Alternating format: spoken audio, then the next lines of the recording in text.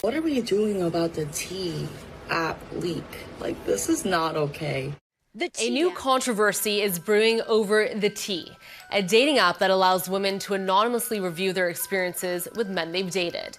The app, which you can literally look up so many things. It was marketed as an app for women to talk safely and anonymously about the men they're dating. Just download the T app, type in his name, and you can literally see if he has red flags or green flags. Now it's a nationwide security nightmare. A data breach that exposed over 72,000 user images, raising major questions about online privacy, safety, and trust in so-called anonymous apps. Joining us now to probably about 3 legal threats a day. 6.2 million women trusted T with their government IDs, their selfies, their most private confessions, all in the name of safety. Then on July 25th, 2025, a post appeared on 4chan that announced driver's licenses and face pics, no authentication, no nothing. The app built to protect women had become a weapon turned against them, and the data breach was only the beginning. Sean Cook launched T in early 2023 with a simple pitch: women deserved a safer way to date. Every new member faced a strict gate: upload a selfie and a government-issued ID, or the app would not let you in. The promise was clear and repeated everywhere, from the website landing page to the onboarding screens. Verification images would be encrypted and deleted after account deactivation. No data would be sold or shared. In interviews, Cook insisted that T's mission was personal. Why did you feel this was an important thing to do? Yeah, honestly, this all started from just kind of like trying to protect my mom. Honestly, my mom had started to try online dating, and I helped her set up her profile and kind of helped her navigate, the process. She had never tried it before. And what we saw were there were tons of catfish on there that she was mistakenly, engaging with. And we also saw, like lots of men sending inappropriate messages and unsolicited photos, things of that nature. And she eventually ended up going on a date with the guy, and it turned out that he had like a criminal history.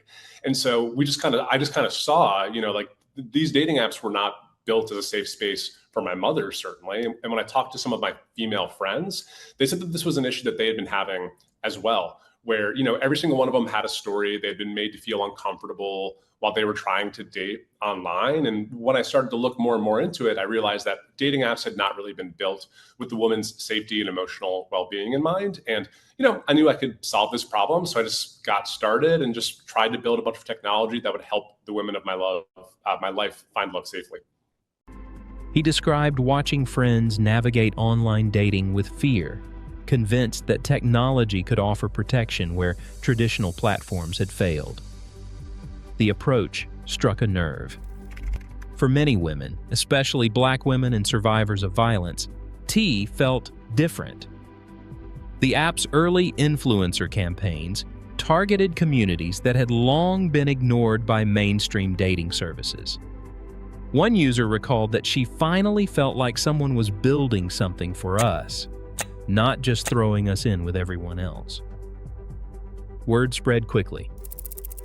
By April 2023, T's beta had drawn over 2,000 testers, recruited through direct outreach on Instagram and TikTok.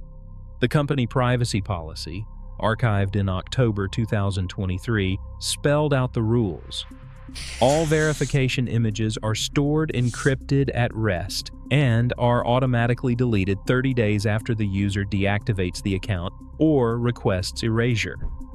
Growth was relentless. By February 2024, T had crossed 1 million installs. A viral TikTok challenge in July 2025 sent downloads surging 525% in a single week, pushing the app to #1 in the US App Store in the dating category. At its peak, T boasted 6.2 million users, an audience that trusted the app with their most personal information, believing the safety net was real. The verification process became a badge of honor, a symbol of community standards. But behind every selfie and ID scan, there was an unspoken risk. what if the system failed? The stakes for these women were not abstract. They handed over their faces, their names, their government documents, all for the hope of protection. The promise was safety. The reality would soon prove far more dangerous. On the morning of July 25th, 2025, a post appeared on 4chan that would shatter the illusion of safety for millions. The message was blunt and chilling.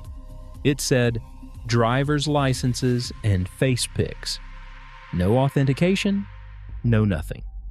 Linked in the thread was a direct path into T's storage bucket.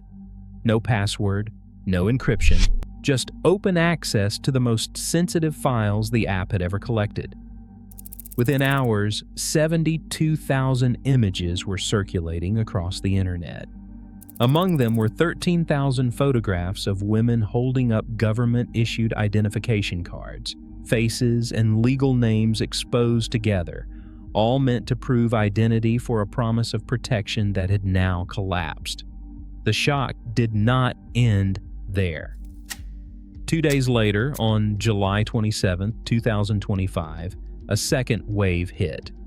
This time, attackers dumped more than 1.1 million private messages, every direct conversation sent through T since its launch in early 2023. The content was raw and deeply personal. Disclosures of abuse, mental health crises, phone numbers, home addresses, even discussions of abortions and restraining orders. The scale and intimacy of the breach left users with nowhere to hide. Security researchers scrambled to assess the damage. One analyst described the incident simply. This was not a hack. It was an unlocked door. It started with the discovery, Miranda, of a data repository, a database essentially sitting just unprotected out on the internet. It was on a data store, no username, no password required, no encryption. And this was discovered on Friday. And that contained a bunch of information that users would have had to provide to the app in order to register. So things like a selfie image to prove that they are who they are, as well as their driver's license. And so that information, obviously in the hands of the wrong person, could be devastating. They closed that security gap, but then again on Monday there was another breach, more information, 1.1 million messages containing exchanges about some of the men on that platform, and that information is now being used against many of the subscribers to this app in targeted attacks online. And so this is about a worst case scenario as you can imagine in terms of data security and privacy, and it really does throw into question whether this company was able to live up to its promises of keeping all that information private, secure, anonymous. Clearly, they missed the mark. Well, Carmi, yeah. So can you expand upon what are the privacy implications for these women whose images, many of them are now, out there and they could get into the wrong hands? It's incredibly frightening because you had this information assuming it'll be protected. It wasn't. And of course, this is an app whose very business model is already contentious, controversial, that in the wrong hands of the men who are being discussed on this platform, who the women are trying to protect themselves from, some of those individuals could use that against those women. In other words, the women think they're anonymous, they think they're protected. Now that data is being weaponized against them at scale. Carmi, it's a bit ironic because basically both parties, both sides, the users and the men whose information is being posted on the app, it's all out there. So what are the privacy implications for the men whose information was being posted on the T app without their consent?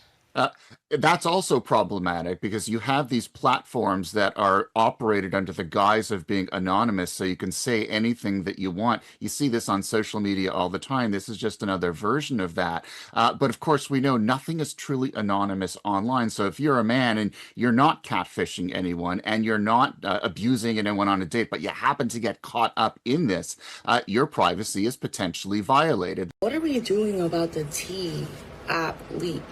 This is not okay. The T app announcing a massive data breach to their systems last week. Roughly 72,000 images, including 13,000 verification selfies and images of government IDs, have been leaked online. The company adding today some private direct messages were also accessed in the breach, and they have since disabled that function. T says, quote, during our early stages of development, some legacy content was not migrated into our new fortified system. An unauthorized actor accessed our identifier link where data was stored before February 24th, 2024. The technical failure was as basic as it was devastating. Default cloud storage settings, hard-coded keys, and no authentication. But the consequences were anything but simple. The data was immediately mirrored to torrent sites, ensuring it would never be fully erased. For the women who had joined T believing in its promise, the breach was not just a loss of privacy. It was a direct threat to their safety, their jobs, and their lives. The exposure was total. What began as a tool to shield women from harm had become a weapon turned against them, and the sense of betrayal cut deep. The numbers, 72,000 images and 1.1 million messages, gave the crisis its staggering scale, but each file represented a person who had trusted T with the most vulnerable parts of themselves. That trust was gone in an instant, replaced by fear and a growing demand for accountability. Within hours of the leak, the exposed data spread like wildfire. On July 25th, the original 4chan post appeared, blunt and taunting. It said driver's licenses and face pics, no authentication, no nothing. That single message triggered a chain reaction. Download links for the raw files were copied, mirrored, and bundled into a 59-gigabyte torrent, circulating across private Discord servers and public tracker sites. The torrent hash was soon listed on IPFSleak.net, and at its peak, over 1,200 peers were sharing the full archive. The breach was not just about stolen files. It became a weapon. Within a day, anonymous users scraped the leaked selfies and ID photos and launched tratings.com, a site that let anyone rate women's appearances and post comments beneath their faces. Another group extracted GPS coordinates hidden in EXIF metadata. They built tmap.org, a Google Maps overlay that pinpointed home addresses, turning private verification images into stalking tools. Victims found their identities, locations, and private messages plastered across the web. Some received threats at home. Others discovered their ID numbers used to open fraudulent accounts.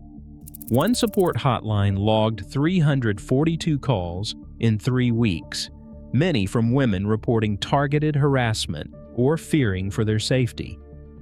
The data, once promised as a shield, now fueled doxing campaigns and real-world intimidation. Security experts called out the failure in plain terms. They said this was not a hack, it was an unlocked door. For the women who trusted T, the result was humiliation, fear, and a loss of control that no technical fix could undo. The technical autopsy began with a blunt assessment from a leading security researcher. This was not a hack. It was an unlocked door. Forensic reviews of T's infrastructure uncovered a pattern of basic preventable errors. The Firebase storage bucket, holding tens of thousands of government IDs and selfies, was left with its default rules. Anyone who knew the URL could read or write files, no authentication required. The mobile app code shipped to millions contained hard-coded API keys in plain text. No server-side checks, no encryption at rest, and no SSL pinning. Researchers traced much of the configuration to AI-generated code, never reviewed for security.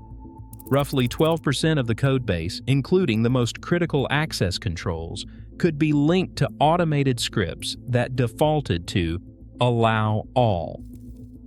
The scale of neglect became even starker in context. T's engineering team numbered just 5 people. tasked with safeguarding the private lives of over 6 million users. There was no dedicated security staff, no external audit, and no monitoring for suspicious access. These gaps came to define the company's liability. On July 28, 2025, Griselda Reyes, whose ID photo was among the first leaked, filed a class action lawsuit in federal court. The complaint outlined violations of California's privacy laws and demanded damages for every exposed victim. Regulators soon followed.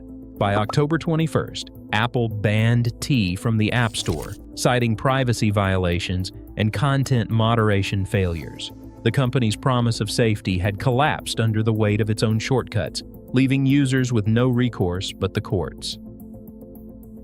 T's collapse is not an isolated story. Across the mobile app industry, the same technical missteps keep repeating, often with far less publicity.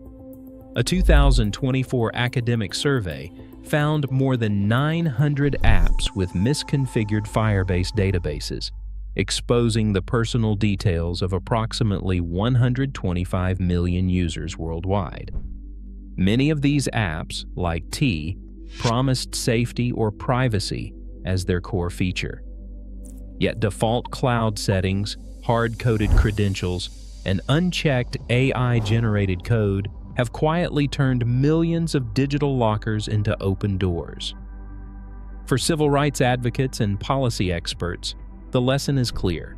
The problem is not just one company, but a system that rewards speed and growth over security.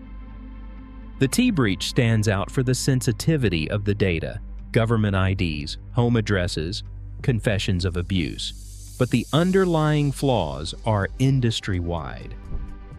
The same configuration error that left T's Firebase bucket open has been documented in health, education, and financial apps.